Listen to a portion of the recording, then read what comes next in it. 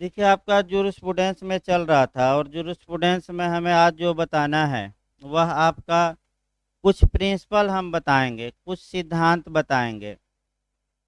इन सिद्धांतों में से 2 या 3 क्वेश्चन आपका आता है, यानी कि 2 या 3 क्वेश्चन आपका सिद्धांतों में से आता है कि किस सिद्धांत का प्रतिपादन किस विद्वान ने किया।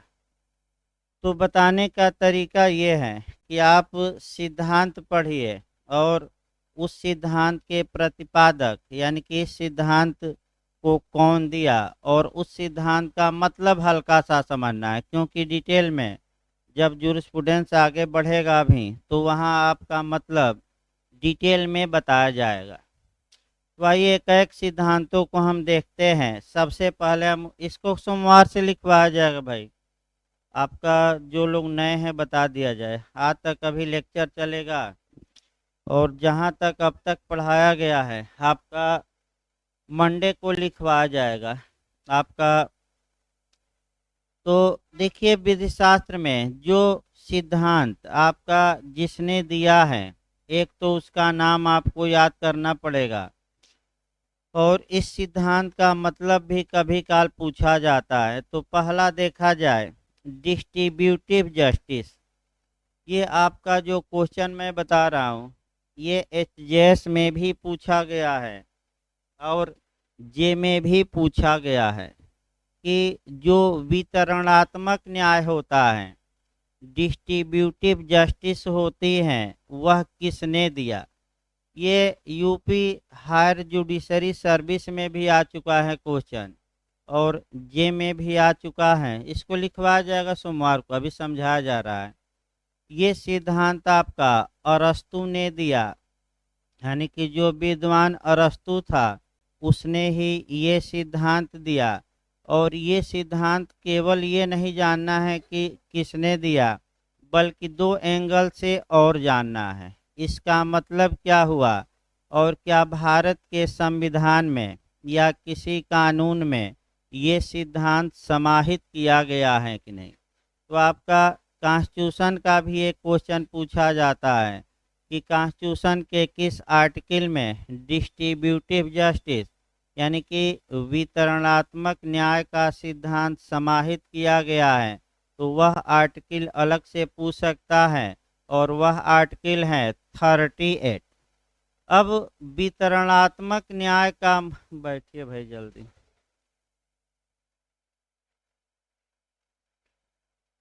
देखिए भाई, दिक्कत हो तो इधर भी जगह है, 1-2 लोग इधर भी बैठ जाइए, कोई दिक्कत नहीं है भाई। एक सीट पर 3 ही लोग बैठिए, इधर आ जाइए 1-2 लोग, कोई, हाँ इधर बैठ जाइए।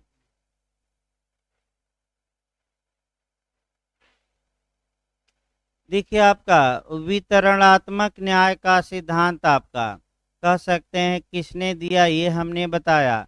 और किस आर्टिकल में ये सिद्धांत समाहित है, तो ये भी कॉन्स्टिट्यूशन के लिए याद रखिएगा 38 में। अब वितरणात्मक न्याय का मतलब आपको जानना है। वितरणात्मक न्याय का मतलब ये होता है कि जो वस्तुएं हैं या जो आपका संसाधन उपलब्ध हैं उनका आपका समान वितरण, यानी कि इसका मतलब ये हुआ कि आर्थिक रूप से विभेद न किया जाए, यानी कि ये न हो कि धनी व्यक्ति ज़्यादा धनी हो जाए और गरीब व्यक्ति गरीब हो जाए। अर्थात समाज में जो राज्य के संसाधन हैं, प्राकृतिक संसाधन हैं, उनको समाज में समान रूप से वितरित किया जाए। इसी को हम समाजवाद भी कहते हैं कि समाजवाद में कोई धनी और गरीब नहीं होता, लगभग सभी क्या होते हैं, बराबर। यानी कि राज्य ये प्रयास करेगा, और आर्टिकल 38 में है कि राज्य ये प्रयास करेगा कि जो आर्थिक विषमता है वह क्या हो, दूर हो और प्राकृतिक संसाधनों का ऐसा व्यवस्था किया जाए कि वह आम जनता को भी प्राकृतिक संसाधन उपलब्ध हो, यानी कि कुल मिलाकर समाज में क्या आए, बराबरी। इसी को हम डिस्ट्रीब्यूटिव जस्टिस कहते हैं, वितरणात्मक न्याय। अब याद कर, देखिए जूरिस्प्रूडेंस में कुछ बातें तो रट्टा मारनी ही पड़ेगी और कोई उपाय नहीं है, तो ये सब बातें आपको क्या करना है, रटना है। दूसरा सिद्धांत देखिए, आपका दूसरा सिद्धांत है दो शक्तियों के बीच संतुलन का सिद्धांत, यानी कि दो पावर के बीच बैलेंस का सिद्धांत। ये सिद्धांत पोप ग्लेसियस ने दिया लगभग 5वीं शताब्दी में, यानी कि लगभग 5वीं शताब्दी में दो शक्तियों के बीच संतुलन का सिद्धांत आपका पोप ग्लेसियस ने दिया। तो इस सिद्धांत का मतलब क्या हुआ, ये भी आपको जानना है। देखिए दो शक्तियों के बीच संतुलन का जो सिद्धांत है, थोड़ा उधर से मार्क कर दीजिए।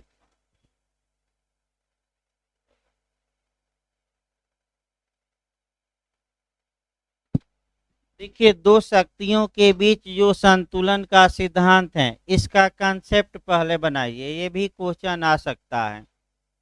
देखिए इसका कंसेप्ट आपका ये है कि लगभग 5वीं शताब्दी में इंग्लैंड में चर्च और राज्य के बीच विवाद उत्पन्न होता है, यानी कि धर्म जो धार्मिक नेता हैं और जो सम्राट या राजा थे, उनके बीच डिस्प्यूट उत्पन्न हो गया। जो चर्च का प्रधान जो था, यानी कि जो धार्मिक मामलों में प्रधान था, वह कह रहा था कि मैं गॉड का दूत हूँ, मैसेंजर हूँ, और मैं जो कहूँगा वही जनता मानेगी। और राजा कह रहे थे कि जनता ने हमें चुना है और मैं जो आदेश दूंगा वह जनता मानेगी। इस विवाद को निपटाने के लिए विद्वान पोप ग्लेसियस ने आपका दो शक्तियों के बीच के संतुलन का सिद्धांत दिया और एक आपका सॉल्यूशन निकाला। इसका सॉल्यूशन ये निकाला कि धार्मिक मामलों में चर्च बड़ा होगा, यानी कि धार्मिक मामलों में पोप बड़े होंगे, और राजनैतिक मामलों में जो आर्डर दिया जाएगा उसमें सम्राट बड़ा होगा। यानी कि एक बीच का रास्ता निकाला पोप ग्लेसियस ने कि पॉलिटिकल दृष्टि से आपका सम्राट या राजा बड़ा होगा और रिलीजियन दृष्टि से कौन बड़ा होगा, चर्च, यानी कि जो पादरी और पोप हैं। लेकिन फिर भी इस विवाद का निपटारा नहीं हो पाया। अंत में दोनों में विवाद उत्पन्न हुआ और इस विवाद में राजा विजयी हुआ और चर्च हार गया। तो आज भी आप देखेंगे कि राजा का राज है और चर्च शांत पड़ा है। यानी कि आज भी आप देख सकते हैं कि जो पोप है वह वेटिकन सिटी में शांति से है और आपका राजा राज कर रहा है, यानी कि जनता द्वारा चुने गए प्रतिनिधि राज कर रहे हैं। और धार्मिक मामलों में जो सर्वोच्च है वह शांति से क्या है, सर्वोच्च तो है लेकिन शांति से क्या है, बैठा है। इसको आप मुस्लिम विद से जोड़ सकते हैं। मुस्लिम विद में जो कंसेप्चुअल क्वेश्चन आता है वह आपका शिया और सुन्नी पर बनता है कि शिया बिना इमाम के नहीं रह सकते, लेकिन जो सुन्नी संप्रदाय के लोग हैं वह बिना खलीफा के भी रह सकते हैं। तो इसका मतलब ये हुआ कि जो इमामियत या इमाम होती है वह सुन्नी संप्रदाय में नहीं बल्कि केवल शिया संप्रदाय में मान्य है, और जो खलीफा होता है वह सुन्नी संप्रदाय में। तो आपका जो क्वेश्चन कंसेप्चुअल बनता है मुस्लिम लॉ में, इसको हम कोरिलेट कर रहे हैं मुस्लिम लॉ में, कि इमाम बिना माने सुन्नी शिया संप्रदाय बिना इमाम के जीवित नहीं रह सकता, जबकि सुन्नी संप्रदाय बिना खलीफा के भी जीवित रह सकता है। तो आज कोई खलीफा नहीं है सुन्नी संप्रदाय का, फिर भी चल रहा है। इसका मतलब ये हुआ कि जो इमाम होता है वह धार्मिक और राजनैतिक दोनों दृष्टियों से प्रमुख होता है, जबकि जो खलीफा होता है वह धार्मिक दृष्टि से सर्वोच्च नहीं होता बल्कि केवल और केवल राजनैतिक दृष्टि से सर्वोच्च होता है। इसीलिए यह कहावत कही जाती है कि जो शिया संप्रदाय है उसके लिए इमाम हर हाल में आवश्यक है और सुन्नी संप्रदाय के लिए इमाम माने खलीफा की आवश्यकता नहीं है। तो आप देख सकते हैं कि अब खलीफा का पद पूरी तरह समाप्त हो चुका है, लेकिन अभी भी शिया संप्रदाय के लोग ये मानते हैं कि जो 12वें इमाम थे वह अचानक अदृश्य हो गए। आज भी वो जिंदा हैं और एक दिन हमारे कष्टों को हरने के लिए आएंगे और आज भी वो क्या हैं, जिंदा हैं। यानी कि ये माना जाता है कि जो 12वें इमाम थे वह अचानक अदृश्य हो गए, गायब हो गए, तो वो मरे नहीं, आज भी क्या हैं, जिंदा।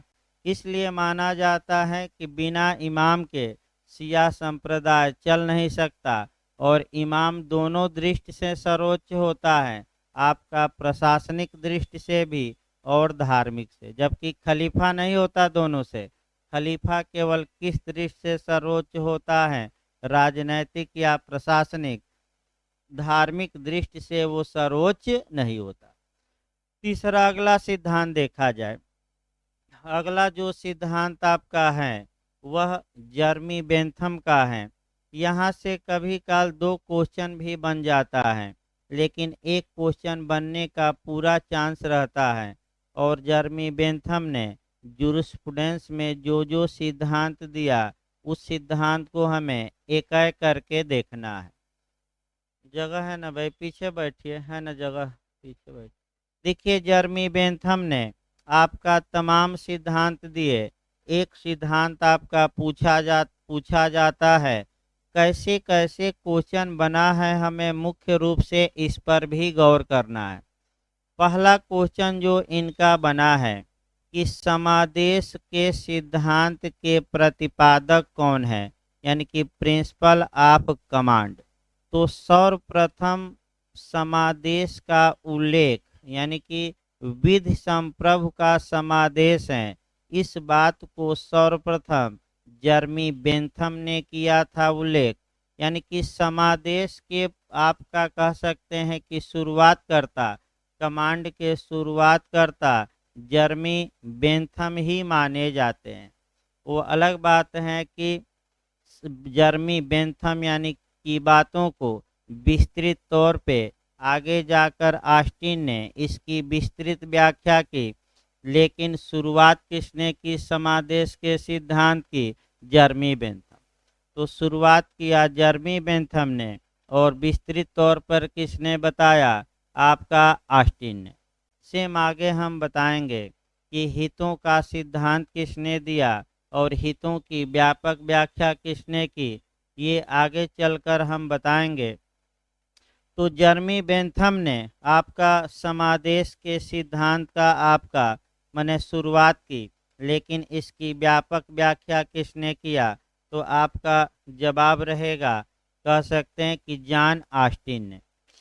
जर्मी बेंथम ने क्या क्या सिद्धांत दिया, उन सिद्धांतों पर फिर एक बार और गौर किया जाए। जो क्वेश्चन बना है दुख और सुख का सिद्धांत, यानी कि प्लीज एंड माने आपका पेन एंड प्लीजर का सिद्धांत, दुख और सुख का सिद्धांत पूछ ले तो आपका जर्मी बेंथम मारना है। दुख और सुख का सिद्धांत होता क्या है, ये थोड़ा समझते भी रहना है। हर एक सिद्धांत को दो दो लाइन दिमाग में बैठाते भी रहना है। इसका मतलब ये हुआ कि जो व्यक्ति कानून का पालन करता है, कानून उसे प्रश्रय देता है, उसे रिवार्ड देता है, उसे इनाम देता है।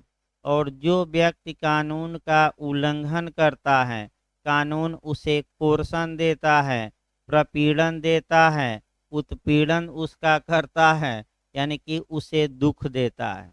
ये सिद्धांत किसने बताया, आपका जर्मी बेंथम ने। और इसी को हम क्या कहते हैं, सुख दुख का सिद्धांत। जर्मी बेंथम ने आपका कह सकते हैं कि जो अच्छा सिद्धांत बताया वह आपका पूछा जा चुका है, माने आपका कि डाग ला की अवधारणा किसने प्रतिपादित की। तो जैसे ही आपका क्वेश्चन आए डागला, यानी कि कुत्तों की विध की अवधारणा, तो ये क्वेश्चन 2 बार रिपीट किया है, ये आपका अच्छे से तैयार रखना है। तो डागला की अवधारणा का प्रतिपादन आपका जर्मी बेंथम ने किया। अब कुत्तों के बारे में जितने प्रावधान हैं, 3-4 प्रावधान हम बता रहे हैं अलग से, लेकिन पहले जूरिस्प्रूडेंस का ये वाक्य निकल जाए कि डागला की अवधारणा किसने दी।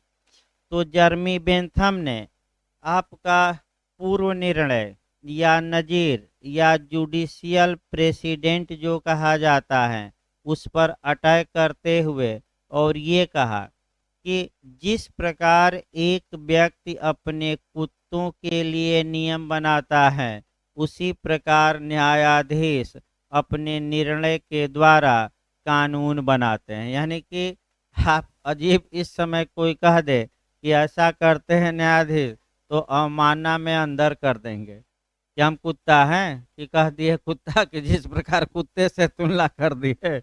अब यानी कि आज कोई कह दे तो आपका देखिए क्या होता है, कितना विवाद हो जाएगा। यानी कि जिस प्रकार एक व्यक्ति अपने डाक के लिए रूल बनाता है, उसी प्रकार न्यायाधीश अपने जजमेंट द्वारा कानून का सृजन कर देते हैं जबरदस्ती। आपका ये किसका कहना है? जर्मी बेंथम का। तो कुत्तों से संबंधित जितने कहा, ये डाग लॉ किससे रिलेटेड हैं, ये पूछा जाता है। विधान से कि प्रथा से कि पूर्व निर्णय से कि अधिकार से, एक क्वेश्चन ये बना है। तो जो ये जो ये डाग लॉ आ जाएगा किससे रिलेटेड हैं, तो नज़ीर मार कर आइएगा, या नज़ीर को ही न्यायिक पूर्व निर्णय कहते हैं या जुडिशियल प्रेसिडेंट कहते हैं इंग्लिश में। अगला ये देखा जाए, आपका जहाँ तक जर्मी बेंथम की बात है, एक कोटेशन और इनका बनता है। अच्छा, ये भी 2-3 बार आपका रिपीट किया है, और वह कोटेशन पिता पुत्र पर बनता है। ये भी अच्छे से तैयार रखना है, 2 बार यूपीजे में रिपीट किया है। हमें लगता है कि आपका 40% जो क्वेश्चन है जूरिस्प्रूडेंस का, वह जो 1-2 दिन और क्लास चलेगा, उसी में शुरुआती दौर में कॉन्सेप्ट में ही क्लियर हो जाएगा। 60% के लिए ही आगे बताना पड़ेगा, क्योंकि सिद्धांतों से 2 या 3 क्वेश्चन निश्चित मिलेंगे। परिभाषा से एक क्वेश्चन मिल जाता है, किताब से एक क्वेश्चन मिल जाता है। तो इधर 6 या 5 क्वेश्चन आपका या 7 क्वेश्चन सेट हैं कि आप इतना तैयार कर लेंगे तो 6-7 क्वेश्चन कहीं गया नहीं है। और के लिए आपको डिटेल में पढ़ना ही पड़ेगा। तो देखिए आपका ये कहते क्या है, जर्मी बेंथम प्राकृतिक अधिकार या नेचुरल राइट को मानने से इनकार करते हैं, और ये कहते हैं कि प्राकृतिक अधिकार जैसा कोई अधिकार ही नहीं है। अर्थात जो हमने बताया था कॉन्सेप्ट कि प्राकृतिक विचारधारा धारा वाले कहते हैं कि भगवान कानून बनाता है, लेकिन आपका जो ये जर्मी बेंथम है, इसको मानने से डिनाई कर देते हैं। तो किस विद्वान ने प्राकृतिक अधिकार को मान्यता देने से डिनाई कर दिया और कहा कि व्यक्तियों को जो भी अधिकार प्राप्त हैं, वह अधिनियमित हैं, अर्थात एक्टेड हैं, कोडिफाई हैं, यानी कि कानून बनाकर प्रदान किया गया अधिकार भगवान ने या प्रकृति ने कोई अधिकार व्यक्तियों को प्रदान नहीं किया है। इस विषय पर इनका कोटेशन आता है कि प्राकृतिक अधिकार एक ऐसी औलाद है, ऐसी संतान है जिसका कभी कोई पिता नहीं रहा। यही कोटेशन याद करके जाना है। दोबारा मैं बता रहा हूँ कि प्राकृतिक अधिकार एक ऐसा अधिकार है, माने एक ऐसी औलाद है जिसका कभी कोई पिता ही नहीं रहा, और पिता जब नहीं है तो संतान का उत्पन्न होना असंभव है। यानी कि अटैक ये करते हैं, किस अधिकार पर अटैक करते हैं? प्राकृतिक अधिकार पर।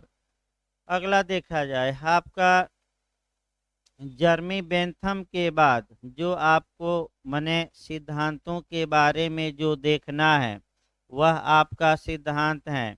आइए आपका हेंस केल्सन देखा जाए। जो हेंस केल्सन थे इनकी 4-5 विशेषताएं देखिए, और 4-5 विशेषताएं मने जो मैं बता रहा हूँ वे एक लाइन, ये सभी क्वेश्चन आए हुए हैं। जाकर एक बार साल पेपर अब क्या करिए, दोहराना शुरू करिए। आज से ही मैं कह रहा हूँ कि जो भी आपके पास साल पेपर हो एक बार अब शुरू कर दीजिए जूरिस्प्रूडेंस का। और एक दो क्वेश्चन की मैं गारंटी नहीं लेता, 15 में कम से कम 13 की गारंटी ली जाती है, 2 क्वेश्चन की कोई गारंटी नहीं ले रहा है। वैसे भाई आपका पिछली बार 13 आया था, उसके पहले वाले जे में पूरा जो क्वेश्चन था वह एक भी क्वेश्चन आपका नोट्स और पढ़ाने से जूरिस्प्रूडेंस का बाहर नहीं गया था। लेकिन पिछली बार जो जूरिस्प्रूडेंस के क्वेश्चन बने थे, एक ऐसी किताब पूछ लिया था जिसका किसी किताब में उल्लेख ही नहीं है कि इसके लेखक कौन है, वह केवल नेट पर खोजने पर मिला, किसी भी किताब में वर्णन उसका नहीं था। तो भाई एक दो क्वेश्चन ऐसे आएंगे जो किताब से क्या हो लाख आप पढ़ेंगे वो कवर नहीं हो पाएगा, और एक क्वेश्चन के लिए आप 14 क्वेश्चन छोड़ नहीं सकते, मैं बता दूं। तो फिर अगला देखा जाए हेंस केल्सन के बारे में 4-5 नियमों को भाई याद रखिएगा। पहला नियम ये पूछा गया है कि वियना विचारधारा के प्रतिपादक कौन है। वियना विचारधारा के उत्पत्तिकर्ता कौन है, वियना विचारधारा के प्रतिपादक या जन्मकर्ता। तो अगर आपका वियना थाट पूछे तो हेंस केल्सन मार कर आना है। ये भी क्वेश्चन आपका पूछा जा चुका है। दूसरा क्वेश्चन जो पूछा गया है कि एनालिटिकल स्कूल यानी कि विश्लेषणात्मक विचारधारा किस विद्वान के समय अपने शिखर पर थी, सर्वोच्च स्तर पर थी, यानी कि इसका मतलब गोल्डन एज। भाई याद रखिएगा, ये क्वेश्चन 2 बार रिपीट किया है कि एनालिटिकल स्कूल किस विद्वान के समय गोल्डन एज में था। इसको देखिए, गोल्डन एज को हिंदी में 4-5 नाम घुमाकर पूछा जाता है, लेकिन इंग्लिश वर्जन कम से कम आप याद रखिए कौन सा एज, गोल्डन। अब हिंदी में देखिए कैसे कैसे लिखा है आपका, किस माने किस विद्वान के समय आपका एनालिटिकल स्कूल का स्वर्ण युग कहिए, या आपका सर्वोच्च काल कहिए, या सबसे प्रमुख काल कहिए, या आपका का पुनरोदय काल कहिए, जो भी आप कहिए, लेकिन सर्वोच्च काल या गोल्डन एज जरूर याद रखिए। या किस विद्वान के समय विश्लेषणात्मक विचारधारा एनालिटिकल स्कूल अपने चरमोत्कर्ष पर थी, तो आप मारेंगे हेंस केल्सन के समय। हेंस केल्सन के बारे में जो अगला क्वेश्चन आता है आपका, वह आपका पूछा जाता है और पूछा भी गया है जे में कि कौन विद्वान ऑस्टिन से एक कदम आगे माना जाता है, यानी कि हेंस केल्सन किससे एक कदम आगे माने जाते हैं, तो वह आपका ऑस्टिन है।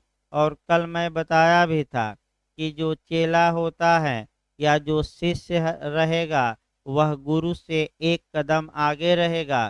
तो नया क्वेश्चन भी बनाना, ये तो रिपीटेड क्वेश्चन है, लेकिन जो नया क्वेश्चन आपका फिर हम बता रहे हैं, जर्मी बेंथम हो गए जूरिस्प्रूडेंस में, इनके जो शिष्य थे वह कौन थे, ऑस्टिन। तो क्वेश्चन अब ऐसे बन सकता है कि ऑस्टिन किससे एक कदम आगे माना जाता है, तो क्या मार कर आएंगे, जर्मी बेंथम। ऑस्टिन का जो शिष्य था वह केल्सन था, केल्सन। तो ये क्वेश्चन तो आ ही चुका है कि केल्सन किससे एक कदम आगे माने जाते हैं, तो ऑस्टिन। अगला जो क्वेश्चन आ सकता है कि केल्सन से एक कदम आगे कौन माना जाता है, हार्ट, या हार्ट किससे एक कदम आगे माने जाते हैं, केल्सन से। देखिए एक क्वेश्चन आपका केल्सन पर बना है, लेकिन अब मॉडल हमें देखना है कि इसी मॉडल से आपका नया क्वेश्चन भी बन सकता है, और तीनों प्रकार के क्वेश्चन हमने इस मॉडल पर बताए। हेंस केल्सन ने आपका कुछ सिद्धांत दिए, और पहला इनका सिद्धांत है प्योर थ्योरी ऑफ लॉ, विधि का विशुद्ध सिद्धांत या विधि का शुद्ध सिद्धांत। ये तो हमें लगता है 7-8 बार रिपीट किया है। प्योर थ्योरी ऑफ लॉ या विधि का शुद्ध सिद्धांत या विधि का विशुद्ध सिद्धांत, इसको थोड़ा समझने का प्रयास करिए। विधि का विशुद्ध सिद्धांत किसने दिया, तो हेंस केल्सन ने। किताब भी पूछी जाती है कि प्योर थ्योरी ऑफ लॉ किताब किसने लिखी, तो आपका क्या जवाब रहेगा, हेंस केल्सन। इसका मतलब समझने का प्रयास करिए भाई, क्योंकि मतलब भी हमें एक एक लाइन बताना है, आगे तो डिटेल में चलेगा। देखिए प्योर थ्योरी ऑफ लॉ, तो हेंस केल्सन ये कहते हैं कि जिस प्रकार मैथ में 2+2=4 होता है, उसी प्रकार जो ये कानून है जो शुद्ध रूप से इज है, यानी कि जो वर्तमान समय में है, उसी का अध्ययन किया जाए। क्या होना चाहिए, इससे कोई मतलब नहीं है। जैसे कि अगर कोई अभियुक्त अपराध करता है तो उसे सजा मिलेगी। अब मिली कि नहीं मिली, मिलना चाहिए कि नहीं चाहिए, शब्द को बिल्कुल क्या करिए, हटा दीजिए। फिर ये कहते हैं कि जिस प्रकार विज्ञान में आपका कह सकते हैं कि 2+2=4 ही होता है, उसी प्रकार कानून है। आपका कानून शुद्ध कब होगा, तो जब लॉ में से ये राजनीति शास्त्र को अलग कर दीजिए, नैतिकता को अलग कर दीजिए, आपका लॉ में से भूगोल को अलग कर दीजिए, इतिहास को अलग कर दीजिए, सबको क्या करिए, लॉ से बाहर, और जो बचेगा हिस्सा वह शुद्ध रूप से क्या होगा, विधि मानी जाएगी, और इसमें नैतिकता का कोई रोल नहीं होगा। यानी कि चाहिए का मतलब नहीं है, जो वास्तव में है उस पर विचार किया जाए। फिर एक बार इसको समझिए। जिस प्रकार विज्ञान में आपका एक क्रमबद्ध अध्ययन, आपका विज्ञान का मतलब कि एक क्रमबद्ध अध्ययन किया जाता है, उसी प्रकार जूरिस्प्रूडेंस में आपका विधि का क्रमबद्ध अध्ययन किया जाता है, और विधि में से जितना जल्दी हो सके ये जो फालतू चीज़ें हैं, यानी कि आपका जो राजनीति शास्त्र, नैतिक शास्त्र, मोरालिटी इत्यादि जो कानून में थोड़ा थोड़ा क्या होता है, मिलता है, इसको पूरी तरह क्या किया जाए, बाहर। और बाहर करने के बाद जो हिस्सा बचेगा वह विज्ञान की तरह एकदम क्या होगा, प्योर होगा, शुद्ध होगा। फिर इन्होंने अगला हेंस केल्सन ने सिद्धांत दिया, वो भी पूछा जाता है, ग्रैंड नॉर्म। ग्रैंड नॉर्म का प्रिंसिपल किसने दिया, तो वह सिद्धांत भी हेंस केल्सन ने दिया। अब ग्रैंड नॉर्म थोड़ा समझिए। ग्रैंड नॉर्म का मतलब मूल मानक। अब मूल मानक होता क्या है, ये थोड़ा संविधान से समझने का प्रयास करिए। मूल मानक, देखिए हमारे यहाँ जो मूल मानक है वह संविधान है, इसको थोड़ा समझने का प्रयास करिए। ग्रैंड नॉर्म या मूल मानक, तो हमारे यहाँ जो मूल मानक हैं, जो ग्रैंड नॉर्म है, वह कॉन्स्टिट्यूशन को माना जाता है। तो हेंस केल्सन ये बताते हैं कि किसी भी देश में जो नॉर्म या जो नमूने होते हैं, यानी कि एक मूल नमूना होता है जिसको चुनौती नहीं दी जा सकती, और जितने भी नमूने बनाए जाएंगे, जितने भी कानून बनाए जाएंगे, वे कानून उस नमूने या ग्रैंड नॉर्म या कोड का उल्लंघन नहीं करेंगे। अर्थात इसका मतलब भारतीय संविधान में हम आगे बताएंगे, लेकिन अभी तो हल्का सा समझिए कि हमारा संविधान कोड है कानूनों का, कानूनों में सर्वोच्च है, कानूनों का मूल मानक है। और भारत की संसद चाहे जो भी कानून बनाए, क्या इस मूल मानक का, इस ग्रैंड नॉर्म का या इस कोड का वायलेशन कर सकती है कि नहीं? बताइए तो आप लोग, क्या संविधान का उल्लंघन करके कोई कानून संसद को बनाने का हक है? नहीं। अगर संसद कानून संविधान का वायलेशन करके कानून बनाती है तो हमारी न्यायपालिका को पावर है आर्टिकल 226 के तहत हाई कोर्ट और 32 के तहत सुप्रीम कोर्ट को कि उन कानूनों को नल एंड वाइड या शून्य या अवैध या असंवैधानिक घोषित कर सके। अर्थात इसका मतलब ये हुआ, एक दो उदाहरण देखिए, आपका उदाहरण भी चलते रहना है भाई।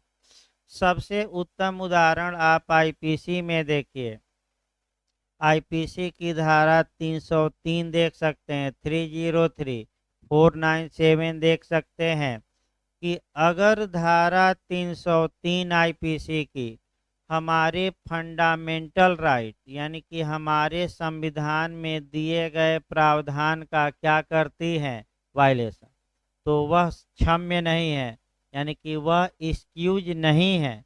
तो सुप्रीम कोर्ट ने क्या कर डाला है 303 को इस आधार पर कि वह मूल अधिकारों का क्या करता है?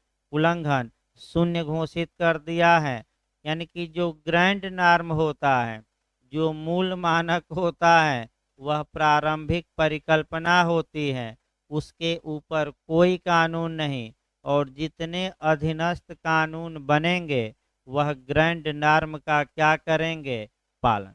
और उसका वायलेशन संभव है कि नहीं ग्रैंड नॉर्म का? नहीं।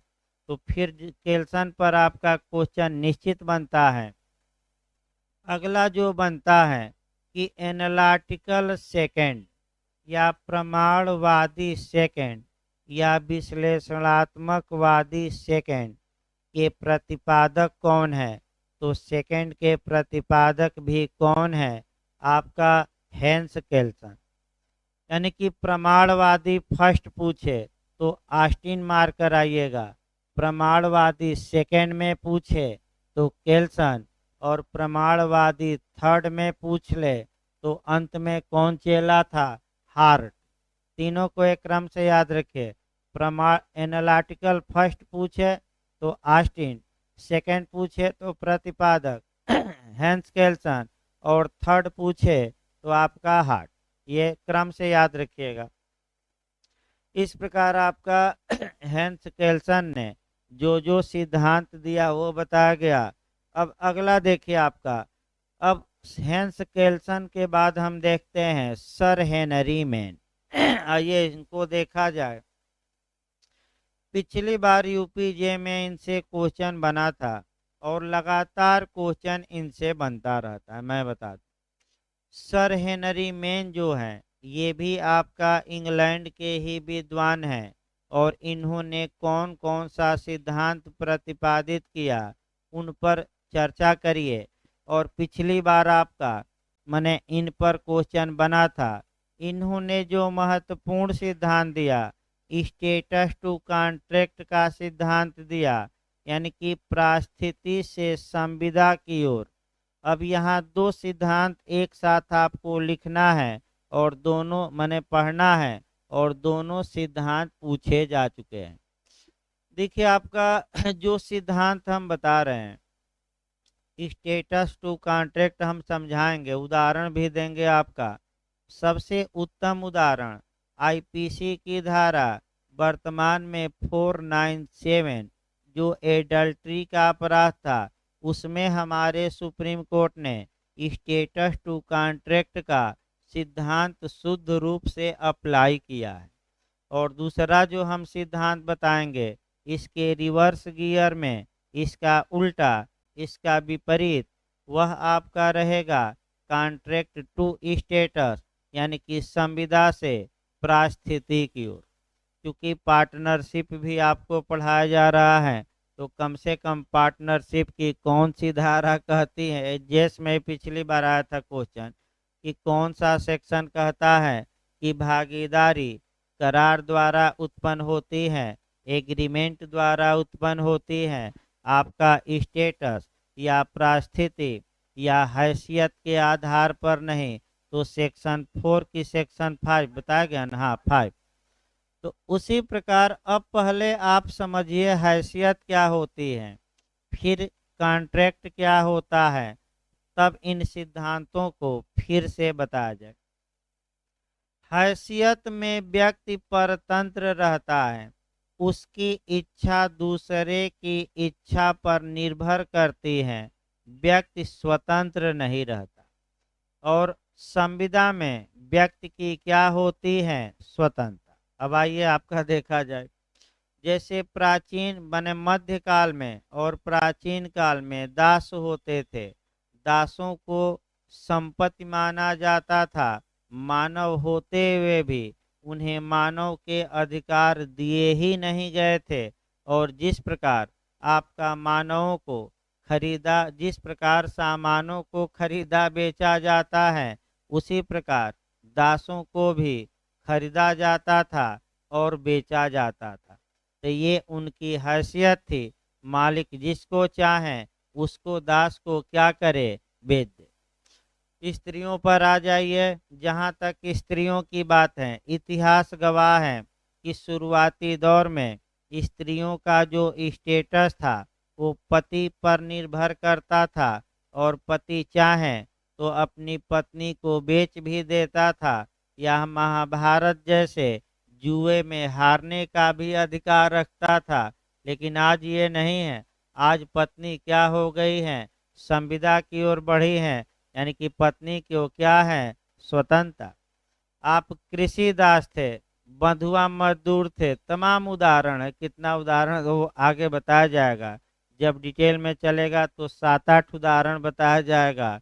लेकिन अभी तो 2 ही उदाहरण पर्याप्त हैं। तो हैसियत में व्यक्ति स्वतंत्र नहीं होता, और संविदा में व्यक्ति क्या होता है, स्वतंत्र। हैसियत में व्यक्ति की इच्छा दूसरे पर निर्भर करती है, लेकिन कॉन्ट्रैक्ट में ऐसा नहीं है। अब आइए, तो आपका जो ये स्टेटस टू कॉन्ट्रैक्ट, यानी कि परिस्थिति से संविदा की ओर का सिद्धांत किसने दिया, तो सर हेनरी मेन ने दिया। और ये आपका एक बार उदाहरण फिर हम आईपीसी से लेते हैं, और आईपीसी की धारा 497, इसको एक बार और देखना है भाई। देखिए 2-3 और एंगल से देखना है, इतना शॉर्टकट में नहीं समझाया जा सकता। देखिए आपका जो एविडेंस में क्वेश्चन जाकर बनता है कि एविडेंस की कौन सी धारा पति पत्नी को सेपरेट पर्सन, अलग अलग व्यक्ति मानती है, एक व्यक्ति नहीं मानती। पति का व्यक्तित्व अलग है, पर्सनालिटी, और पत्नी की पर्सनालिटी अलग है। तो एविडेंस की धारा 120, यानी कि भारतीय साक्ष्य अधिनियम की धारा मार कराएंगे अगर ऐसा क्वेश्चन आए तो 120। पति पत्नी क्या है, एक ही व्यक्ति है कि अलग अलग, अलग अलग। दूसरा क्वेश्चन आइए। जहां तक इंग्लैंड और भारत की बात है, क्रिमिनल ट्रांसपेरेंसी में भी अंतर है। ये क्वेश्चन आपका 2-3 बार रिपीट किया है, सतर्क रहिएगा कई क्वेश्चनों से। क्वेश्चन इस समय ज़्यादा चलेंगे, आपका कोरिलेशन भी क्रैश कोर्स में ज़्यादा होता है। और कोरिलेशन 20 से 25 क्वेश्चन आपका कोरिलेशन से निश्चित बनता है। इतिहास गवाह है यहाँ कि 25 से 30 क्वेश्चन जो मैं अलग अलग सेक्शन बता रहा हूँ कोरिलेट करके, वहीं से क्वेश्चन बन जाता है। अगला क्वेश्चन आपका राजस्थान इत्यादि राज्यों में बना है कि क्रिमिनल ट्रांसपेरेंसी को लेकर। तो जहां तक इंग्लैंड की बात है, कुछ दशाओं में पति पत्नी को एक ही व्यक्ति माना जाता है, और इंग्लैंड में अगर पति पत्नी ही मिलकर साजिश रचते हैं, षड्यंत्र करते हैं, तो वह उस कॉन्स्पिरेंसी के लिए आपका लायबिल नहीं होंगे, जिम्मेदार नहीं होंगे। लेकिन भारत में फिर याद रखिए, पति पत्नी एक व्यक्ति हैं कि अलग अलग हैं, अलग अलग। अगर पति पत्नी ही मिलकर भारत में कॉन्स्पिरेंसी करते हैं, षड्यंत्र करते हैं, साजिश रचते हैं, षड्यंत्र करते हैं, तो वह भारत में दंड के भागी होंगे, क्योंकि भारत में पति और पत्नी को सेपरेट पर्सनालिटी प्राप्त है, अलग अलग व्यक्ति माना गया है। अगला उदाहरण जो वर्तमान में सबसे अच्छा उदाहरण स्टेटस टू कॉन्ट्रैक्ट पर है, वह आपका आईपीसी की धारा 497 में एडल्ट्री का अपराध अर्थात जार कर्म का अपराध जो था। तो देखिए जार कर्म में होता क्या था और सुप्रीम कोर्ट ने क्या कहा। देखिए ए पति हैं और बी पत्नी है और सी एक थर्ड पर्सन है। ये जो सी है ये बी की सम्मत से बी से रिलेशन बनाता है, लेकिन जो पति है आपका इसकी सम्मत नहीं होती। लेकिन इसमें जो पीड़ित या विक्टिम या आहत होता है, जिसके प्रति अपराध किया गया माना जाता है, वह कौन होता था? हस्बैंड यानी कि ए। और पत्नी दंड की भागी होती ही नहीं थी, तो केवल कौन दंड पाता था? ये जो जार था, यानी कि जार का शाब्दिक अर्थ होता है कांटा, यानी कि ये केवल और केवल ये कौन दंड पाता था? सी। इसमें पीड़ित कौन होता था? ए। अब जोसेफ साइन बनाम भारत संघ के वाद में आपका इस नियम को बार बार चुनौती दी गई, लेकिन लास्ट केस हम बता रहे हैं, वो तो आईपीसी में पूरा इतिहास देखना है। जोसेफ साइन बनाम यूनियन ऑफ इंडिया के वाद में 2018 में एक एनआरआई था जोसेफ साइन, यानी कि अनिवासी भारतीय, यानी कि विदेश में रहता था, जो भारतीय था। उसने उच्चतम न्यायालय में एक पीआईएल दायर की और डिमांड की कि हजूर आईपीसी की धारा आपका ये आर्टिकल 14 का उल्लंघन करती है, आर्टिकल 15 का उल्लंघन करती है, 21 का उल्लंघन करती है, इत्यादि का वायलेशन करती है। अतः इस सेक्शन को आप वाइड घोषित करिए, शून्य घोषित करिए। उच्चतम न्यायालय ने Joseph Shine versus union of India के वाद में 2018 में मुख्य न्यायाधीश जस्टिस दीपक मिश्रा जी ने और उनके जो माने बेंच थी, इस सेक्शन को आपका कह सकते हैं कि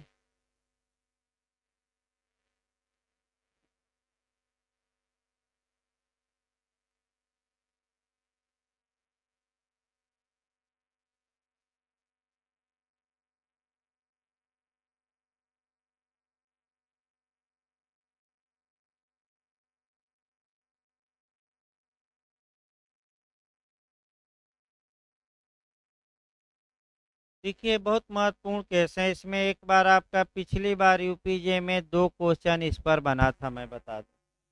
यानी कि इस पर आपका जो क्वेश्चन बना था, 2 क्वेश्चन बना था, वही क्वेश्चन हम फिर बता रहे हैं आपका। लेकिन पहले कॉन्सेप्ट क्लियर रखिए।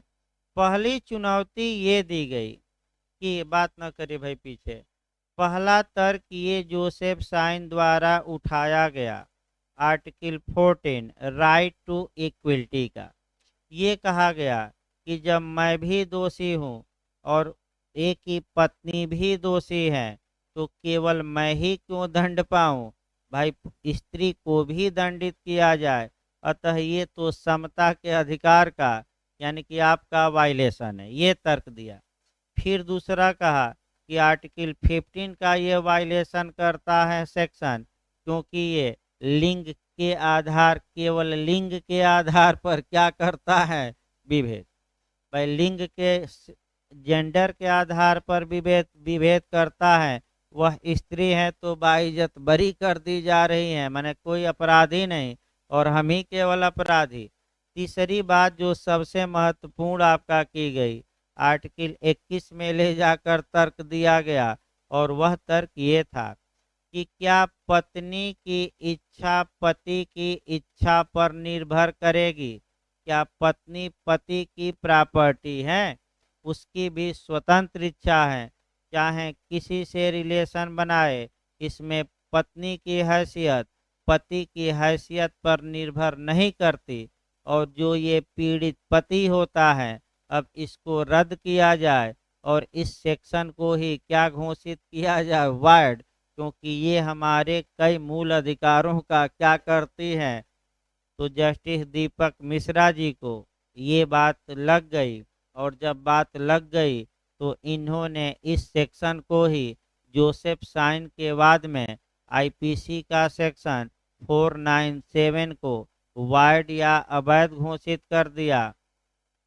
और एक वाक्य कहा गया कि पत्नी पति की प्रॉपर्टी नहीं है। ये दोनों क्वेश्चन 2018 जे में पूछे गए हैं। यहाँ तक कि झारखंड में भी आए थे, आगे भी आने का चांस है। और जज का नाम याद रखिएगा, कौन सा? दीपक मिश्रा। तो यानी कि तमाम तर्क दिए गए, थोड़ा शॉर्टकट में हमने बताया। फिर आगे बढ़ा जाए। अब स्टेटस टू कॉन्टेक्ट हमने बताया। अब जो सर हेनरी मैन ने स्टेटस टू कॉन्टेक्ट का सिद्धांत दिया था, अब प्रोफेसर एलन आ गए। प्रोफेसर एलन कहते हैं कि फिर से समाज कॉन्ट्रैक्ट टू स्टेटस की ओर बढ़ रहा है। यानी कि फिर से रिवर्स गियर में मामला चल रहा है, बैक में मामला चल रहा है। यानी कि व्यक्तियों के अधिकार और कर्तव्य संविदा से निर्धारित न होकर उनकी हैसियत, उनकी परिस्थिति से निर्धारित हो रहे हैं। लेकिन वर्तमान समय की जो परिस्थिति है वह स्वतंत्रता का द्योतक है, समता का द्योतक है। वह समाज में समता लाने के लिए है, परतंत्रता का द्योतक नहीं है, याद रखिए। अब जो इंटरव्यू में क्वेश्चन आपका इसी पर अटैक किया है कि कॉन्टेक्ट टू स्टेटस का कोई तो उदाहरण बताइए, तो आप दो उदाहरण कम से कम बताइएगा। पहला आपका संविदा अधिनियम में बता सकते हैं, मानक संविदा या स्टैंडर्ड कॉन्ट्रैक्ट। एक कौन सा है, स्टैंडर्ड कॉन्ट्रैक्ट या मानक संविदा हम कहते हैं संविदा, अभी हम बताएंगे एक लाइन। और दूसरा आप कॉन्स्टिट्यूशन का बता दीजिएगा कि जो ये रिजर्वेशन दिया गया है ये कॉन्ट्रैक्ट के आधार पर नहीं, बल्कि किस आधार पर दिया गया है, स्टेटस के आधार पर। यानी कि जो सरकारी नौकरियों इत्यादि में रिजर्वेशन या स्पेशल प्रोविजन का प्रावधान किया गया है, ये संविदा के आधार पर नहीं बल्कि व्यक्ति के किस आधार पर, हैसियत। लेकिन क्यों किया गया है? ताकि जो सामाजिक रूप से बैकवर्ड वर्ग के लोग हैं वो समाज में क्या हो जाए, बराबर आ जाए। तो ये बताइए, वर्तमान समय में जो हैसियत प्रदान की जा रही है वह गुलामी की दोषक है, माने द्योतक है, कि आज़ादी की और समता के लिए प्रदान की गई है, न कि शोषण के लिए। तो जो रिजर्वेशन, याद रखिएगा, किस आधार पर दिया गया है, कॉन्ट्रैक्ट की स्टेटस। तो कॉन्ट्रैक्ट न मार दीजिएगा, किस आधार पर। एक उदाहरण आपका जो ये हमें पढ़ना है, यानी कि प्रोफेसर एलन के कोटेशन के अनुसार, वह हमें कॉन्ट्रैक्ट में जाकर देखना है, स्टैंडर्ड कॉन्ट्रैक्ट। अब भाई स्टैंडर्ड कॉन्ट्रैक्ट आपका हमें लगता है बताया नहीं गया था पढ़ाते समय भी, देखिए फिर एक बार बताया जाएगा, पढ़ाया जाएगा। कॉन्ट्रैक्ट आपका, कॉन्ट्रैक्ट जब चलेगा तो पढ़ाया ही जाएगा, लेकिन कम से कम एक लाइन। स्टैंडर्ड कॉन्ट्रैक्ट में होता क्या है? एक उदाहरण आपका मैंने कह सकते हैं कि लॉन्ड्री वाला ही दिया जाए, या रेलवे वाला सबसे अच्छा उदाहरण है। स्टैंडर्ड कॉन्ट्रैक्ट में होता क्या है कि एक पक्षकार को कोई विकल्प नहीं रहता। दूसरा पक्षकार कंडीशन लगाता है और एक पक्षकार को उन कंडीशनों को स्वीकार करने के अलावा कोई विकल्प नहीं है। जैसे कि आप एक रेलवे का सबसे उत्तम उदाहरण, रेलवे का रिजर्वेशन देख लीजिए। आप गए, रिजर्वेशन कराए, आप अपनी ओर से कोई शर्त नहीं लगाते, लेकिन रेलवे टिकट के पीछे तमाम शर्तें क्या करता है, लिखा रहता है। अब ये समस्या है कि अगर आपने संविदा की है तो सामान्यतः उस संविदा को मानने के लिए आप क्या हैं बात।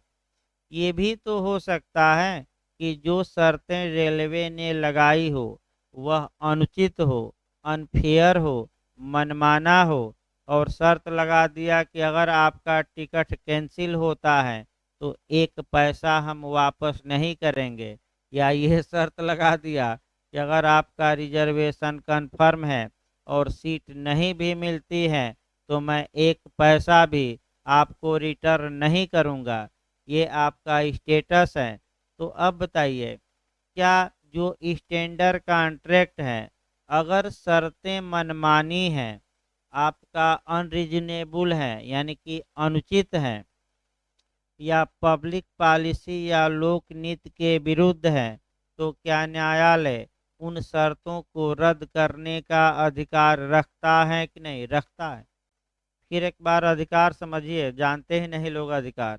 अगर आपने रेलवे में रिजर्वेशन कराया और रेलवे आपको सीट नहीं दे पाई तो आप कंज्यूमर फोरम में जा सकते हैं और जाकर रेलवे को घसीट सकते हैं और मुआवजा क्या कर सकते हैं, पा सकते हैं। तमाम लोगों ने मुआवजा पाया है। बस ये है कि आपको अपने अधिकार के लिए क्या करना पड़ेगा, लड़ना पड़ेगा। आपका छोटी छोटी बातों के लिए आपका विदेश में लोग लड़ जाते हैं। अमेरिका और इंग्लैंड देख लीजिए, आपका पेय पदार्थ में कीड़ा मिल गया तब भी लड़ जाएंगे कोर्ट में और मुआवजा वसूल लेंगे। आपका तमाम चीज़ें हैं। तो सर हेनरी मेन का हम सिद्धांत बता रहे थे, कौन सा, फिर एक बार रटिए, अब यही प्रयास करिए कि याद हो जाए, 4-5 बार अभी बताया जा रहा है। स्टेटस टू कॉन्ट्रैक्ट का सिद्धांत किसने दिया, सर हेनरी मेन ने। इसके रिवर्स गियर में सिद्धांत किसने दिया, आपका contract to status, professor Allen. Sir Henry Maine ने, आगे पढ़ा जाए, आपका समाज का तुलनात्मक अध्ययन यानी कि आपका कंपैरेटिव स्टडी किसने की, ये भी क्वेश्चन पूछा जा चुका है। तो समाज का कंपैरेटिव स्टडी आपका कह सकते हैं कि सर हेनरी मेन ने किया। और इन्होंने सोसाइटी को, समाज को दो वर्गों में वर्गीकृत किया, 2 क्लास में बंटवारा किया। एक आपका ये भी पूछा गया है कि सर हेनरी मेन ने समाज को कितने वर्गों में बांटा, 2 वर्गों में। एक स्टैटिक सोसाइटी यानी कि आदिम समाज, प्राचीन समाज या स्थिर समाज, और दूसरा समाज आपका डायनेमिक यानी कि गतिशील या विकासशील या प्रगतिशील। यानी कि इन्होंने सोसाइटी या समाज को 2 वर्गों में बांटा और 2 वर्गों में बांटकर ये बताया कि इन वर्गों में कैसे विधि का विकास होता है, कैसे ला आगे बढ़ता है। और 4 चरण और 3 चरण यानी कि आपका आगे हम बताएंगे, यही क्वेश्चन पिछली बार पूछा गया था कि सही क्रम क्या है। तो सर हेनरी मेन ने आदिम समाज में विधि का विकास 4 चरणों तक बताया और गतिशील समाज में 4 के बाद और 3 चरणों तक बना बताया। यानी कि टोटल कितने चरण बताए, 7, नहीं आपका 7 चरण बताए। पिछली बार जो यूपीजे में क्वेश्चन बना था कि कौन सा क्रम सही है, तो जो ये चरण सातों हैं उसी का क्या दिया था, क्रम वाइज। तो आगे बताया जाएगा, क्योंकि भाई शॉर्टकट में संभव नहीं है, फिर आपका 20-25 मिनट ले लेगा। जब सर हेनरी मेन हम उठाएंगे तो वहाँ तो 7 चरणों को डिटेल में उदाहरण दे देकर बताएंगे आपका कैसे कानून की शुरुआत होती है समाज में और कैसे अंत में कैसे लेजिस्लेशन का निर्माण होता है। सर हेनरी मेन के बाद आ जाइए, आपका रास्को पाउंड देखा जाए, यानी कि डीन रास्को पाउंड। इनको देखिए, इनका क्या सिद्धांत है। आपका इन्होंने जो सिद्धांत प्रतिपादित किया वह आपका सोशल इंजीनियरिंग, इंग्लिश वर्जन जरूर याद रखिए, सोशल इंजीनियरिंग का प्रिंसिपल किसने प्रतिपादित किया, तो आपका जवाब रहेगा आपका dean Roscoe pound. Dean Roscoe pound ने हितों की व्यापक व्याख्या की। तो फिर क्वेश्चन बन सकता है कि हितों की व्यापक व्याख्या किसने की, तो आपका जवाब रहेगा डीन रास्को पाउंड। कल मैं थोड़ा बहुत सोशल इंजीनियरिंग बताया था, फिर मैं बता रहा हूँ।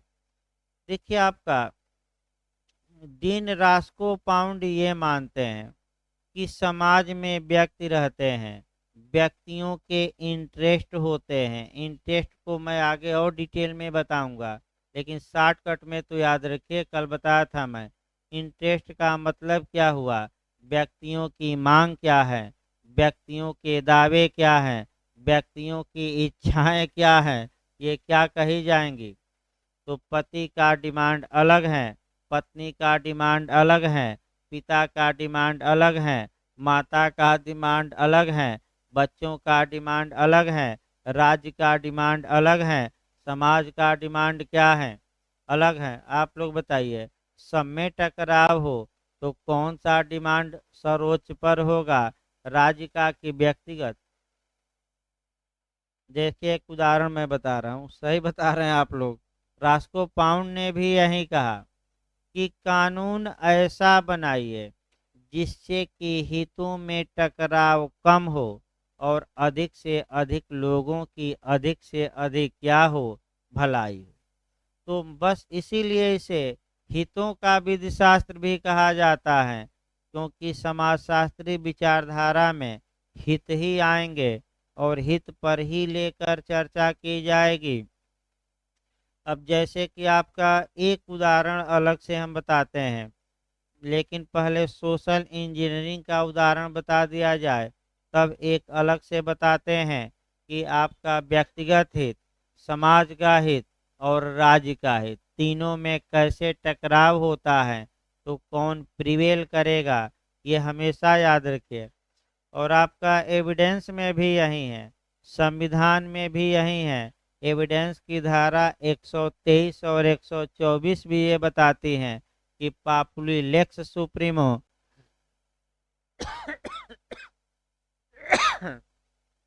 जनहित सर्वोच्च विधि होती है।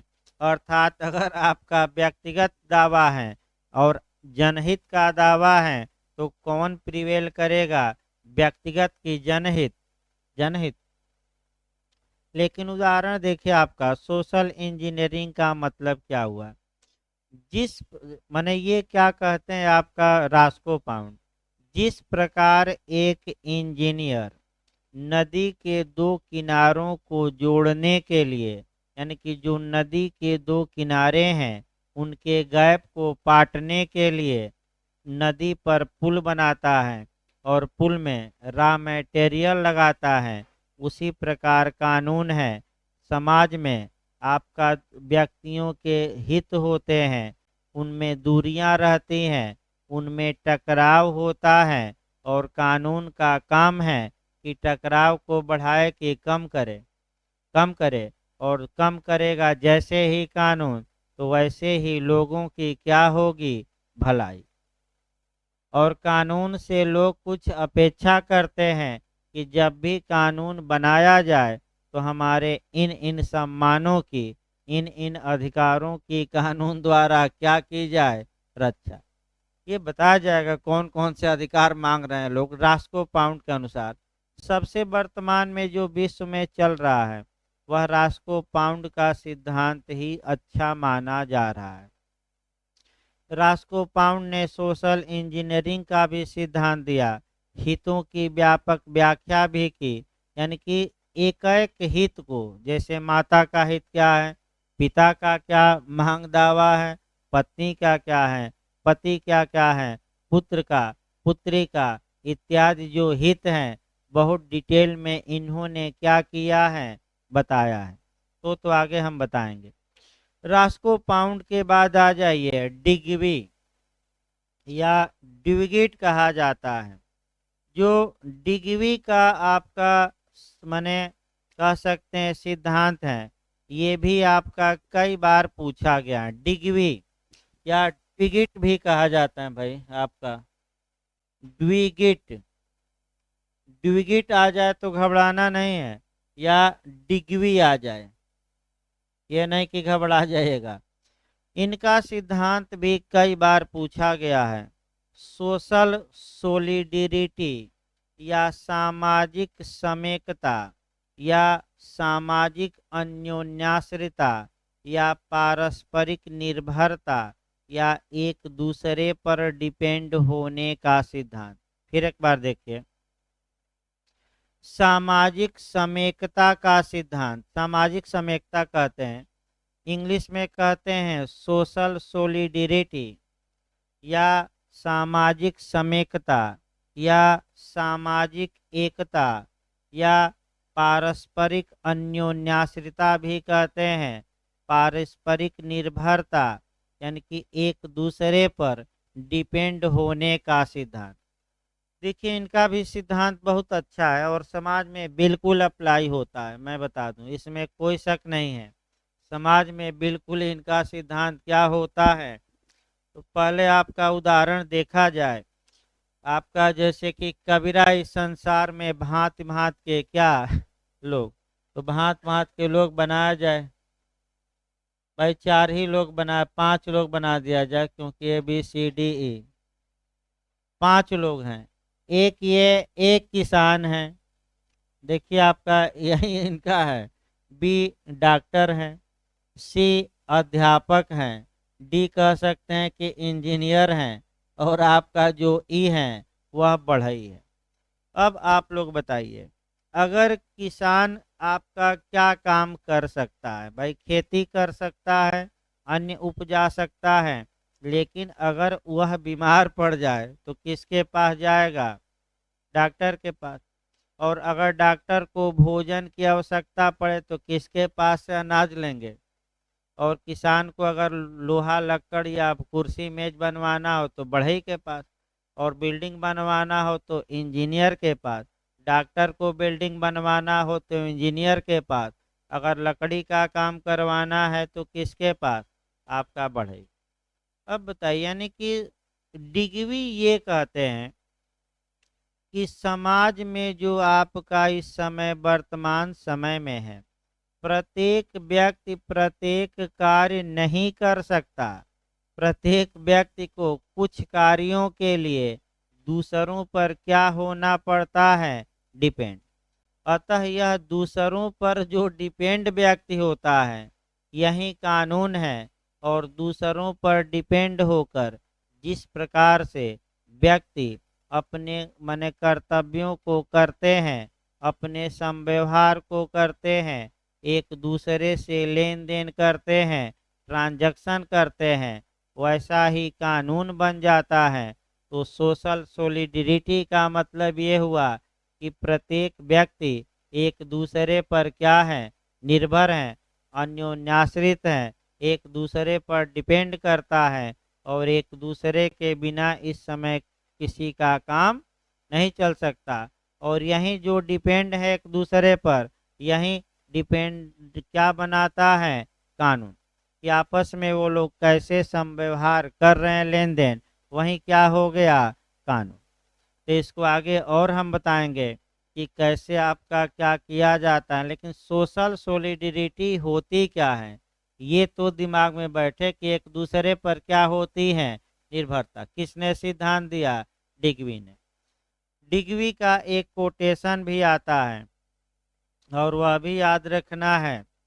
देखिए आपका कोटेशन मैं जो बता रहा हूँ ये आपका, ये कोटेशन सर्वप्रथम अगस्त काम्टे ने दिया था, लेकिन डिग्वी बार बार इसको आपका उल्लेखित कर रहे थे कि व्यक्ति का केवल एक ही अधिकार है कि वह अपने कर्तव्य का निरंतर क्या करे, पालन। व्यक्ति के पास एक ही राइट है कि वह अपनी ड्यूटी का लगातार क्या करता रहे, पालन। तो इसका मतलब कि कर्तव्य पर आधारित व्यवस्था किसने प्रतिपादित की, ड्यूटी पर आधारित व्यवस्था किसने प्रतिपादित की? तो आपका जवाब, अब ये जो वाक्य मैं बताया ये दो लोग कहे हैं, जो पिछली बार आपका क्वेश्चन आया। आगस्ट काम्टे भी कहे हैं और डिग्वी भी कहे हैं। अब देखिए मॉडल यही आपको दिमाग लगाना है और जो आयोग सही मान रहा है इसमें वही आपको मानना है। मैं फिर बता दूं, दो तीन क्वेश्चन ऐसे रहेंगे जो डिस्प्यूटेड रहेंगे आपका, तो उसमें हमें ये देखना है कि आखिर पिछले सालों में आयोग ने किस आंसर को सही माना है। तो ये सही बात है, अगर अगस्त काम्टे रहे तब कोई दिक्कत नहीं है, किसको मार देंगे, Auguste Comte. Auguste Comte option में न दिया रहे और क्या दिया रहे, डिग्वी, तो डिग्वी मारिए। दोनों दिया रहे और दोनों में से एक चुनना हो, यही समस्या आई थी आपका। जो यूपी जे में समस्या आई कि अगस्त काम्टे का भी नाम दे दिया और डिग्वी का भी, और दोनों में एक चुनना था। तो फिर एक बार देखिए, अगर दो में से एक कोई बात चुननी हो और तो ऐसी दशा में आप हमेशा ख्याल रखिएगा कि कौन व्यक्ति उस बात को गंभीरता से और ज़्यादा बार दोहराया है और उस बात को व्यापक रूप दिया है। तो चूंकि डिग्वी ने इस बात को व्यापक रूप दिया, बार बार अपने कथनों में क्या किया, गंभीरता से दोहराया, अतः व्यक्ति के पास केवल एक ही अधिकार है कि वह अपने कर्तव्य का पालन करे। कोटेशन आ जाए और अगस्त काम्टे और डिग्वी दोनों दिया रहे तो क्या मार कर अब आएंगे, डिग्वी। काम्टे ना मारिएगा, आपका दोनों में से एक चुनना हो तो क्या मारेंगे, डिग्वी मार कर आइएगा। और दोनों अलग अलग हो तो कोई दिक्कत नहीं है, लेकिन दोनों में से क्या, एक। देखिए एक और हम उदाहरण बता रहे हैं, ये भी क्वेश्चन उत्तराखंड में आया है कि यह कहाँ कहा गया है कि जिस व्यक्ति को मृत्यु दंड दिया गया है उसे गर्दन में फांसी लगाकर तब तक लटकाया जाए जब तक उसकी मृत्यु न हो जाए, उसकी डेथ न हो जाए। ये दो जगह कहा गया है, एक धारा सीआरपीसी 354 के क्लाज 5 में और एक आपका सीआरपीसी के द्वितीय अनुसूची सेकेंड शेड्यूल का प्रारूप संख्या 42। अब देखिए मॉडल क्या आएगा भाई, 354(5) आए, ठीक है, कोई दिक्कत नहीं। द्वितीय अनुसूची का प्रारूप संख्या 42 आ जाए अलग, कोई दिक्कत नहीं। दोनों आ जाए तो दोनों मारिए, लेकिन लेकिन अंत में लगाना है कि जब दोनों आ जाए और दोनों में से केवल एक ऑप्शन चुनना हो तब क्या मारेंगे। तो हमेशा याद रखिए, सेक्शन जो होता है वह नियम और शेड्यूल पर प्रिवेल करता है, अभिभावी होता है। तो जब दोनों आ जाए और दोनों में से क्या चुनना हो, एक चुनना हो, तो आप धारा मारिएगा, अनुसूची न। अब कहेंगे कि इसीलिए आपका आयोग जब देता है ऑप्शन तो उसमें ये दे देता है कि जो आपको सबसे बेस्ट लगे, आपका अच्छा नहीं, जो सबसे क्या लगे, बेस्ट, उसको वह उत्तर दीजिए।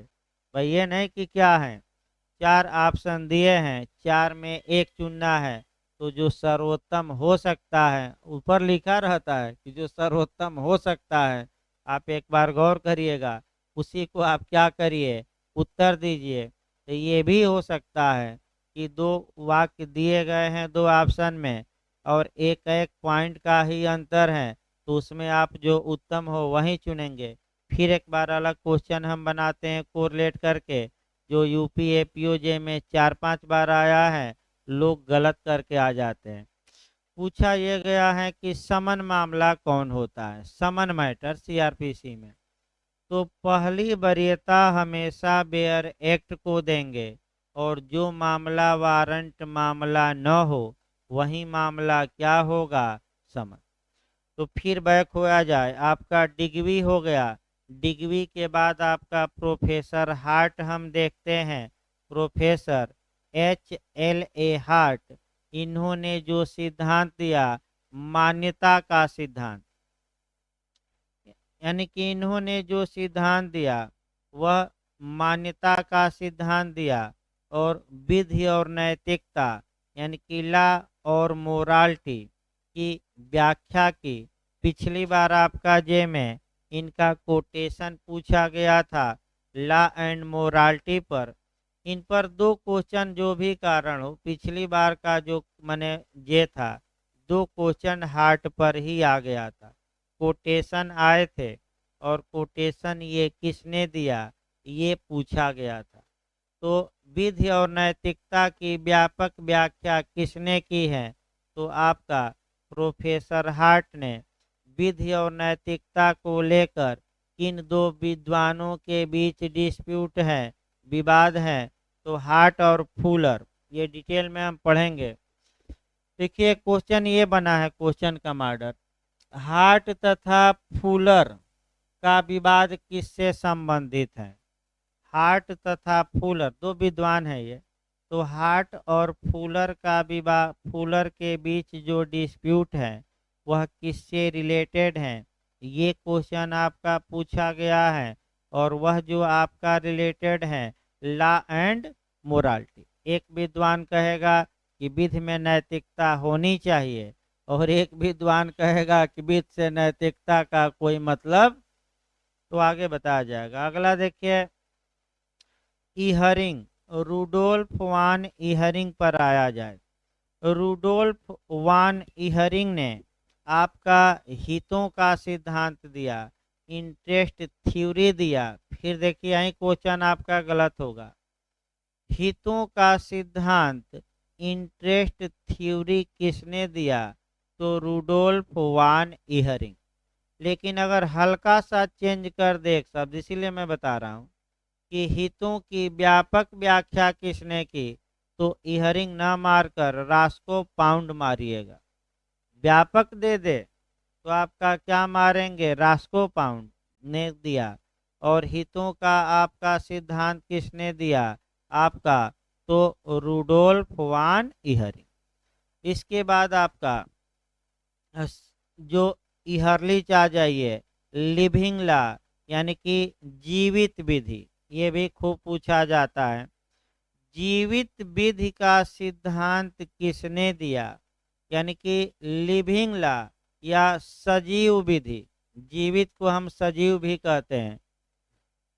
जीवित विधि या लिविंग लॉ या सजीव विधि का सिद्धांत आपका इहरलिच ने दिया। विधि लोगों का आप जीवंत कानून है। ये देखिए इसका मतलब क्या हुआ, जिस विधि लोगों का जीवंत कानून है ये कहते हैं इहरलिच। ये बताते हैं कि मनुष्य आपस में किस प्रकार संव्यवहार वर्तमान में कर रहा है, वही आपका क्या है, ला है। कैसे करता था इससे कोई मतलब नहीं है। फिर एक बार याद रखें, अगर ये कहते कि कैसे करता था व्यवहार आपस में, वर्तमान में कैसे कर रहा है, तब ये ऐतिहासिक विचारधारा में चले जाते। लेकिन इनको इतिहास से कोई मतलब नहीं है, इनको प्रेजेंट से मतलब है कि वर्तमान में व्यक्ति आपस में कैसा व्यवहार करते हैं वही ला है। और उसी को इन्होंने क्या कहा, जीती जागती विधि, लिविंग लॉ, सजीव विधि। तो रट कर जाइएगा, सजीव विधि या जीवित विधि का सिद्धांत किसने दिया, तो इहरिंग ने। अब आ जाइए सेवनी का, इहरलिच भाई। अब सेवनी का सिद्धांत आ जाइए। सेवनी ने कौन सा सिद्धांत दिया, तो ओक जिस्ट, यही पूछा जाता है।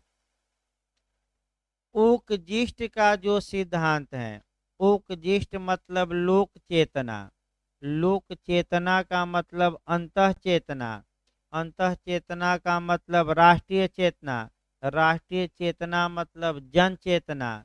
इंग्लिश में कहते हैं ओकजिष्ट। ओकजिष्ट को कहा जाता है राष्ट्रीय भावना। बताएंगे भाई, आगे लिखवाया जाएगा, अभी तो पढ़ाया जा रहा है सोमवार को। राष्ट्रीय भावना देखिए आपका, जब एक देश के लोग एक कार्य के बारे में एक जैसा कंडक्ट दिखाने लगते हैं तो नेशनल स्पिरिट आ जाती है। नेशनल स्पिरिट भी कहते हैं, राष्ट्रीय भावना आ जाती है और वही कानून बन जाता है। जैसे कि आपका वर्तमान समय में हम देखें तो राष्ट्रीय भावनाओं को भड़काकर तमाम नेता परेता सत्ता पा ले रहे हैं। बस पहले हमारा देश, यानी कि जैसे कि आपका डोनाल्ड ट्रंप थे, उसने अमेरिका में बिल्कुल राष्ट्रीय भावना को भड़काया, नेशनल स्पिरिट को भड़काया और ये कहा कि हम विदेशियों को अमेरिका में नहीं आने देंगे ज़्यादा, अमेरिका अमेरिकियों के लिए है, अतः आप हमें वोट दीजिए और हम बाहरी लोगों को देख लेंगे। तो लोगों ने वोट दिया और वह क्या हुए, जीत गए। लेकिन राष्ट्रीय भावना के आधार पर राजनीति ज़्यादा दिन तक नहीं चल पाती है। ये भी क्योंकि कुछ समय के लिए तो लोगों के मन में देश के प्रति आपका भावना जागती है, लेकिन जब भूखे मरने लगते हैं लोग, तब लगता है कि केवल देश प्रेम से नहीं काम चलेगा, कुछ काम भी क्या होगा, सरकार करे। मोदी जी ने भी यही काम किया कुछ हद तक। भाई कोई नाराज ना हो, क्योंकि सब पे उदाहरण दिए जाते हैं। जो अंधभक्त हो, परम भक्त हो, नाराज न हो, क्योंकि सब पे उदाहरण दिए जाते हैं। देखिए 2014 के पहले के अगर उनका भाषण देखेंगे तो आपका भाषणों में ये दिखाई देगा कि वह भारत के लोगों को उकसा रहे हैं। उकसा ये रहे हैं कि ये कांग्रेस की सरकार निकम्मी है, दो दो सैनिकों के सिर कट गए, मैं रहता तो 15 सिर क्या करता, कट काट कर लाता। ये निकम्मी सरकार है। अब देश के लोग जाग जाएं, नेशनल स्पिरिट आ जाए, हम ही को वोट दें, हम ही एक हैं जो पाकिस्तान को मुंह तोड़ जवाब दे सकते हैं। तो इसका भी असर लोगों के दिलो दिमाग पर पड़ा और मोदी जी को इन्होंने क्या किया, वोट दिया। इसी को कहते हैं आपका सेवनी महोदय क्या, ओकजिष्ट, राष्ट्रीय भावना। तो अब लास्ट में एक उदाहरण देखा जाए, राष्ट्रीय भावना कैसे जागृत होगी। जैसे कि आप सप्तपदी हैं, तो जब सप्तपदी के बारे में ये भारत के ज़्यादातर लोग, माने जो हिंदू हैं, अगर विवाह करते हैं और विवाह में सप्तपदी के प्रथा का पालन करते हैं तो सेवनी कहते हैं कि कानून बनाने की आवश्यकता नहीं है, ये समाज ने ही क्या बना दिया, कानून। यानी कि कानून बनाया नहीं जाता, बल्कि क्या होता है, समाज में पाया जाता है। और जो ये 7 स्टेप हैं, ये कानून किसने बना दिया, तो आपका माने समाज ने। और यही कानून है, राज्य कानून नहीं बनाता। तो इस प्रकार आपका थोड़ा रेस्ट ले लीजिए। तो भाई आज एक